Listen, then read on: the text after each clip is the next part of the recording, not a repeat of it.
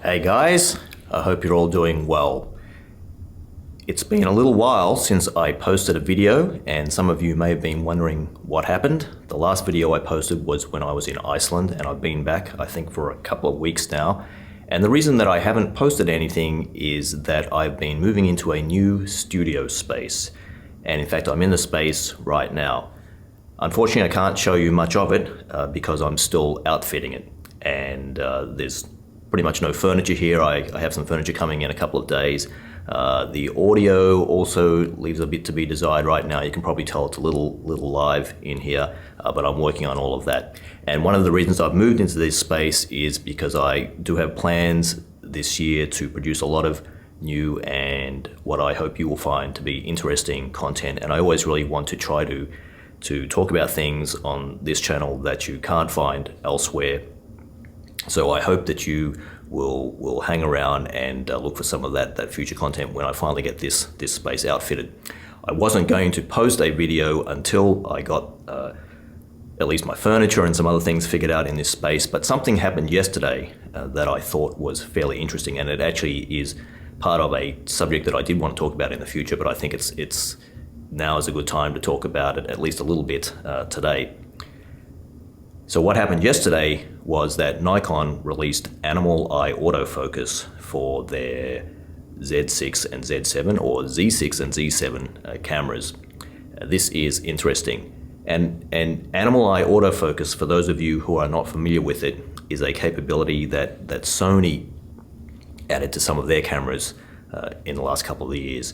And they have it in their A7 and A9 cameras, some of them, as well as in some of their A6000 series cameras, and they even have it in some of their 1-inch sensor cameras, such as the RX10 IV and the RX100 VII.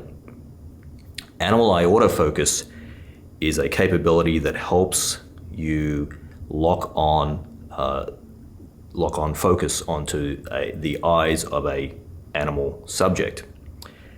And this is interesting for many reasons. It's something that is a potential aid to wildlife photographers, especially when you're shooting with a shallow depth of field, and if you have a animal subject that is moving around very, very quickly.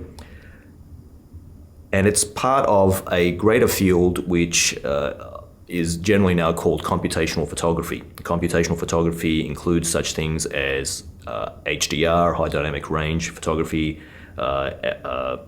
auto stitching of panoramas in the camera, even the portrait mode in the iPhone, where they do some processing to change the apparent depth of field. These are all things where hardware and software and computing is being used in the process of photography, either in the camera or afterwards in post-processing.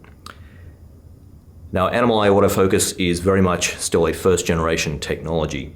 When Sony released it, they said that it would really only work with cats and dogs. It turns out to work with a lot more than cats and dogs, and it works with a lot of subjects that are mammals. For example, I photograph a lot of bears and lions and foxes, and it works with many of those subjects. Also works with many birds that I've photographed as well.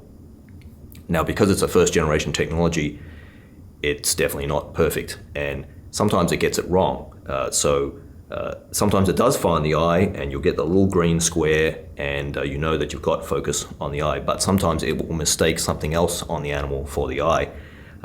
It'll sometimes put a little box around the shoulder, or perhaps on the ear, or sometimes somewhere else on the face that's not actually the eye, but near the eye.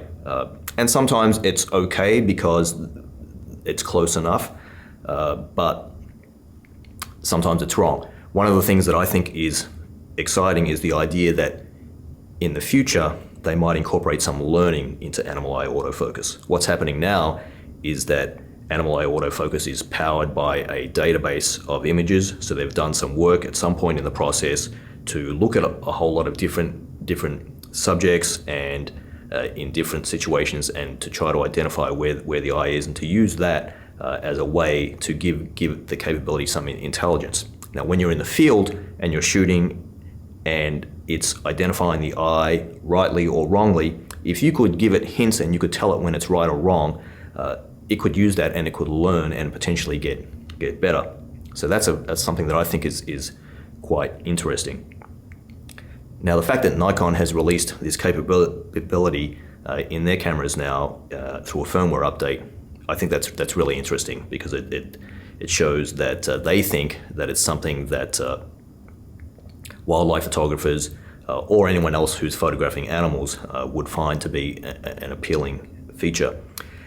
And then it makes me wonder, for example, will Canon also, or other manufacturers also release the capability as well? And in a previous video, I talked about some of the potential things that are going to happen this year with Canon in the mirrorless space. And since I made that video, now there are the rumors now about the EOS R5 floating around. And it makes you wonder, if Canon was to release some cameras, that mirrorless cameras that had some significant capabilities, but they didn't have animal eye autofocus, would that still make them interesting for wildlife photographers, especially, say, photographers who are already on Sony right now and already have animal eye autofocus? So I'm very interested to hear from you guys. Do you use animal eye autofocus now if you're on Sony? Is it something, if you're looking at Sony, is it something that you find to be a compelling feature that might make you want to move to Sony? Now that Nikon has the capability, is that interesting to you? Would you like to see it in say future Canon mirrorless cameras if they didn't have the capability? Would that be something that would hold you back from purchasing? When you're using it now, if you're on Sony, do you find it helpful? Do you find it a hindrance? There's so many things I would love to hear about on this subject from you. If you like this video, I hope you will give it a thumbs up, and I hope you found it helpful. I know it was a short discussion. If you have any questions or comments, of course, please post below. I'd love to hear from you. Thanks for watching. As I mentioned before, I hope to have this new studio outfitted soon, and I will see you in the next one.